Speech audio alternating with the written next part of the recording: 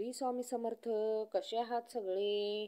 विश्वासघात करणारा माणूस रात्रभर झोपा काढतो, पण ज्याचा विश्वास तुटला आहे तो रात्रभर विचार करत असतो, काय चुकलं आमचं, आणि स्वतःच आजार पडतो. त्यापेक्षा अशा लोकांचा, विश्वासघात करणाऱ्या लोकांचा विचारच करत जाऊ नका. उलट ते तुमच्यापासून लांब झाले आहेत याचा भले समजा. हे बघा, हे बरं नाही. आपल्याबरोबर कोण कसे वागते तसेच आपण पण वागावे.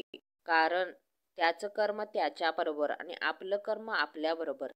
इथे कोणाच्याही डोळ्यासमोर चूक करू शकतो, पण त्या भगवंताच्या डोळ्यासमोर चूक करणं शक्य नाही. कारण प्रार्थना जेवढी खरी आहे, पाप पण तेवढंच खरं आहे. चांगला माणूस कधी स्वार्थी नसतो, पण त्याला समोरच्या माणसाची वागणूक खटत असते तर तेव्हा तो त्याच्यापासून शांतपणे निघून जातो. अहंकार एक असा रोग आहे, स्वतः पण नीट सुखाने जगत नाही आणि दुसऱ्यांना पण नीट सुखाने जगू देत नाही. जगामध्ये असे अनेक प्रश्न आहेत, ते अजून पण सुटलेले नाही, त्याचे उत्तर सापडलेले नाही. म्हणून जग काय थांबले नाही.